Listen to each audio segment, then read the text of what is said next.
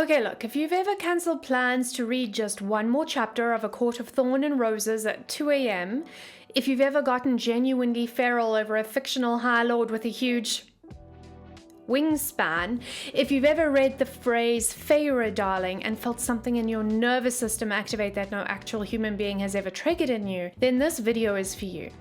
But I need to tell you right up front that this video is not actually about books, because here's what's really happening when millions of educated, professional, intelligent women become completely obsessed with fairy warriors and mate bonds and shadow daddies, when we're staying up until 3 a.m. blowing through a casual 800 pages in 2 days and feeling more alive reading about Rhysand than we have in our actual relationships. That's not escapism. That is your psyche screaming something that patriarchy really doesn't want you to hear. In this video, we're going to decode exactly what that is, because the answer isn't just we like spicy books. The answer is that we're starving for sovereignty, and these books are feeding us crumbs of something that we've been denied our entire lives. I'm also going to tell you right now that in my view, the answer or the medicine to this starvation, if you will, is in witchcraft and dark goddesses. But we'll get into that. Guys, this is a spoiler chat, so please, for the love of goddess, go and read the books before you watch the rest of this video. So first, I think we need to just acknowledge the cultural phenomenon that we're dealing with here. ACOTAR, A Court of Thorn and Roses, has over 13 billion views on TikTok. Billion with a B. Sarah J. Maas isn't just popular, she became a movement. And the same thing with Rebecca Yarros and Fourth Wing, Jennifer Armentrout, and From Blood and Ash, and the entire Throne of Glass series. This isn't just niche anymore. Your coworker has read it, your therapist has probably read it, and I can guarantee that your mom's book club has at least one person who's tried to get everyone else to read it. Women are cancelling plans, we're calling in sick, we're neglecting our children, I'm kind of kidding about that one, but also kind of not, to read about fairy princes with wings. And the group chats, the Discord servers, the Reddit pages, the level of analysis happening in comment sections, this is not casual reading, this is an absolute cultural obsession. So the question I want to ask is, why this genre and why now? And is this a superficial indulgence, or is there something more going on here? This video will resonate with women, particularly of a witchy persuasion, who love romantasy, and anyone who is curious about why TF ACOTAR is so damn popular. Alrighty, so I love a good contemporary romance. Give me a small town mechanic with a heart of gold, sure. A grumpy heir in a gothic estate, I'll read it. But fantasy romance does something fundamentally different, and this is where it gets interesting. In a lot of romance, the fantasy is that he's rich and he's handsome and he picks you. But in fantasy romance, the fantasy is that you become immortal, you become powerful, you become revered. You went from invisible to High Lady of the Night Court, and there is a big difference there, right? Contemporary romance is about him choosing you. Romantasy is about who you become. Feyre doesn't just get the guy. She goes from being a starving illiterate peasant to the most powerful high lady in Prythian. She goes from hunted to hunter, from mortal to immortal. That's not a wish fulfillment fantasy in a traditional sense. There's actually an archetypal hunger there. And when I say archetypal, I mean this is hitting something ancient in the feminine psyche, something that patriarchy has been trying to bury for thousands of years, but we'll get to that. Here's where it gets really interesting though. Patriarchy loves to dismiss the whole phenomenon as escapism. Oh, women and their silly little fantasy books. But the thing is, when millions of women are escaping to the same fantasy that is not just a random coincidence, that is a massive cultural diagnosis. Escapism means the world I'm escaping from is fundamentally lacking something I need, right? So the question isn't, why are women reading this?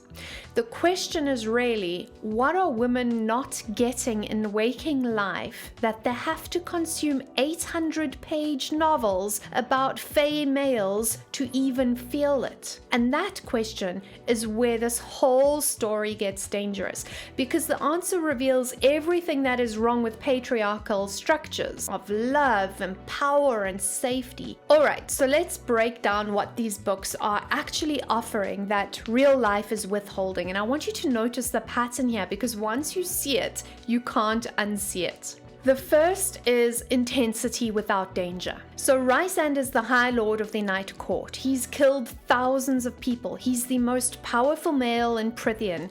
He can literally shatter minds with a thought, and yet Feyre, darling, the way he looks at her, the way he kneels for her, the way his power bows to her. He's deadly to the world and yet devoted to her. This is the fantasy. A man who's powerful enough to destroy anyone who hurts you, but who would never, ever hurt you. Intensity without danger, right? He holds power, but he is not a threat. That combination in patriarchal reality doesn't exist. In real life, powerful men are dangerous to everyone, including the women they claim to love. But in the fantasy, you get both. You get the thrill of his power and the safety of his devotion. Now, speaking about devotion, you also get devotion without control. The other thing that breaks the internet about these males is they worship, they kneel, they serve, but they never try to control her. You're my mate doesn't mean you're my property. It means you're my equal, you're my match.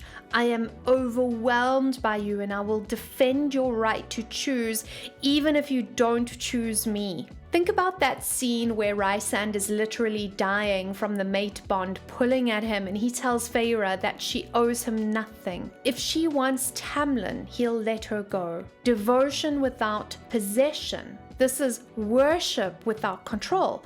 In patriarchy, love comes with conditions. I love you, so you have to do X. I'm protecting you, so you have to obey. In the fantasies, love makes her more free, not less free. The next thing is erotic recognition of power, and this one is crucial, so listen carefully. In patriarchal sexuality, sexually powerful women are punished and even villainized. They get called names like whore or slut, or we're desired when we're utterly powerless. You're so beautiful when you smile. Translation: be soft, be pleasant, do not challenge me. But in the books, Rhysand watches Feyre in the blood rite, covered in mud, feral, dangerous, killing, and he is turned on by her power, not despite it, because of it. That's crucial. She doesn't have to be submissive in order to be desirable. Her strength is the thing that makes her erotic. And for so many women who've spent their entire lives being told, be powerful, but not too much. Be sexy, but for me, not for your own sake. Be ambitious, but stay likable.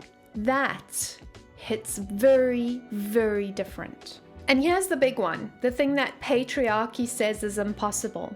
Safety and sovereignty at the same time. Patriarchy offers women a deal. I'll keep you safe, but you have to stay in your place, stay small. I'll protect you, but God forbid, you cannot have any power. And then it also gaslights us into thinking that's just how love works. But these books say, what if you could be protected and powerful? What if safety didn't require you to be helpless? Rhysand trains Feyre to fight. He teaches her to shield her mind. He lets her make dangerous choices alone. I'll be here when you return, not no, don't go. That is protection through empowerment. And women are losing their damn minds because we have never been offered anything like that in real life. I want to talk about one specific moment in ACOTAR that I think shows exactly what I'm talking about. Feyre, after escaping from under the mountain, is living with Tamlin in the spring court. Tamlin loves her. He wants to keep her safe. He gives her everything she asks for: beautiful dresses, a warm bed, safety, comfort. But he won't let her train. He won't let her leave the manor. He won't let her participate in court business, because in his mind, love equals protection, equals keeping her away from anything dangerous. And Feyre stops painting, she stops eating, she becomes a ghost in her own life. And there's this line that destroys a lot of people. She says, "He gave me everything I asked for and I was drowning." Because this is the patriarchal bargain in one sentence. I'll give you safety, comfort, love, everything, but it will cost you your aliveness. Tamlin is operating from the only framework he knows, which is the patriarchal mandate. Protection through control and containment. But Feyre needed something else entirely. She needed protection through empowerment. And that is what Rhysand gives her. He teaches her to read. Tamlin never did. He trains her to fight. Tamlin forbade it. He lets her go into danger alone. Tamlin would have locked her in a room. Rhysand's love says, "I believe you're powerful enough to handle this, and I'll be here if you need me." Tamlin's love says, "You're not capable, so I'll decide for you." One is a partnership, while the other is patriarchy. And every woman reading those books felt the difference in her bones. Here's the part where I might blow your mind a little bit. This pattern, the story of a woman leaving safety for sovereignty, descending into darkness, dying, rising more powerful, this is nothing new. Women have been telling this exact story for thousands of years. This is the dark goddess mythos, and Sarah J. Maas, whether she knows it or not, is channeling it. Let's start with the goddess Lilith. In Jewish mysticism, Lilith was known as Adam's first wife, not Eve. Lilith came first. And here's the thing about Lilith. She was created from the same earth as Adam. So she was created as his equal, not from his rib, but from the exact same dust. And when Adam wanted her to lie beneath him, Lilith said, "Why?" Why would I lie beneath you when I'm made from the same material? So she refused subordination. She refused to be beneath. And for that, she was demonized. She was turned into a night demon who supposedly kills children, some kind of succubus who preys on men. Basically, one of patriarchy's most successful PR smear campaigns. But here's the thing about Lilith. She said, "I'd rather be alone in the wilderness than stay in paradise if paradise requires me to be less than equal." Sound familiar? Because that's exactly Feyre leaving the spring court. I'd rather face the night court, face the unknown, face danger, than stay in this beautiful cage. Both women were called ungrateful by the men in their story up to that point. Both women chose freedom over the safety that required them to remain contained. And that is not a coincidence. That is an archetypal theme. Let me tell you about another one. Inanna, Sumerian queen of heaven and earth. Inanna had everything. She was the most powerful goddess, queen of heaven. And one day, she descends to the underworld. And at each of 7 gates, she has to remove something. Her crown, her jewels, her robes, everything that signified her power in the upper world. She arrives naked, powerless. And her dark sister Ereshkigal, the queen of the underworld, killed her, hung her on a hook like a piece of meat, and she stays dead for 3 days. Then she's resurrected. She ascends back through the gates, reclaiming her power, and she returns queen of heaven and queen of the underworld. She became sovereign in both light and dark. Now let me ask you something. What is Feyre's time under the mountain? She's brought low, stripped of everything. She has to complete impossible tasks. She dies, and when she's resurrected by the High Lords, she comes back more powerful. She's no longer just human. She's high fae. She has the powers of all 7 courts. She becomes High Lady, a title that had never existed before. Feyre's arc is Inanna's descent. You can't ascend without descending first. You can't become sovereign without first being stripped of everything you thought made you powerful. The death is required, and every woman reading these books is recognizing that pattern in her own life. You know, the relationship that had to end, the job that had to be lost, the version of herself, that identity that had to die so that the real one could emerge. This is something so much deeper than mythology, so much more than fiction and fantasy. This is initiation, right? Here's one more. Hecate, Greek goddess of witchcraft, crossroads, boundaries. She stands at the threshold between worlds. She holds torches in both hands. She illuminates her own path. She doesn't wait for someone else to light the way. She has keys to all realms, and she decides what crosses her threshold. She sees in all directions, past, present, and future. She was never married off, never conquered, never diminished. She is sovereign, complete, whole unto herself. And there's this moment in ACOTAR that I think about sometimes. When Feyre is standing between the spring court and the night court, Tamlin is offering her safety, the known, the comfortable cage. Rhysand is offering her the unknown, danger, but also freedom. And Feyre chooses the night court. She stands at that crossroads and says, I choose the path that scares me. That is Hecate's crossroads. That moment when you realize I can stay safe and small, or I can walk into the unknown and become who I actually truly am. Every woman who's ever left a relationship, quit a job, moved to a new city, burned down her old life to build a new one, that's Hecate's energy. Guarding your threshold, holding your own torch, deciding what gets to cross into your world. And these goddesses, Lilith, Inanna, Hecate, there's so many more of them. They're more than just myths. They're psychic forces. They're an expression of the collective consciousness. They're archetypal patterns in the feminine psyche that patriarchy has spent thousands of years trying to bury. Because a woman who embodies Lilith refuses subordination. A woman who embodies Inanna, she's not afraid of the descent. A woman who embodies Hecate, she guards her own damn threshold. Those women don't comply with power, and they represent something outside of patriarchal control. So patriarchy buried the stories. It turned Lilith into the demoness. It erased Inanna. It dismissed Hecate as an irrelevant crone. But the archetypes don't die. They just go underground, and they resurface in the fantasies that we can't stop consuming. That's why ACOTAR feels so powerful. It's not just a captivating story, it's reminding you of something that your soul already knows. Alright, so let's bring this back to reality for a minute, because I know some of you are thinking, okay, cool, but these are just books. Why does this actually matter?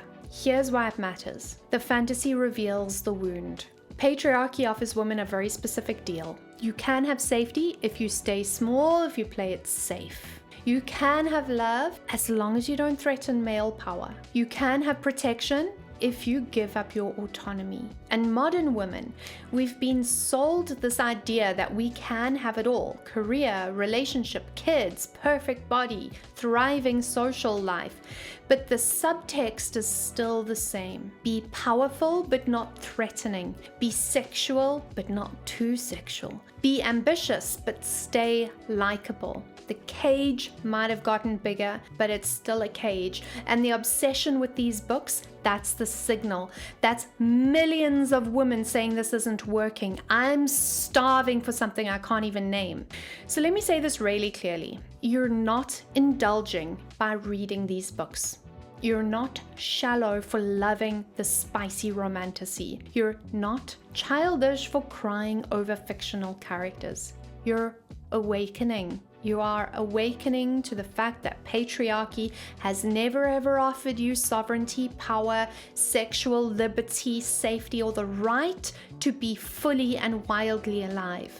And these books let you feel what it would be like, and that is not mere escapism. That's your psyche showing you what you're really, really hungry for. And when millions of women are hungry for the same thing, it's not a sign that there's an individual pathology at play. It's evidence of a collective uprising. Thing is, the books give you the fantasy, witchcraft and the dark goddesses give you the tools, because you're not meant to stay in the story. You're meant to become the story.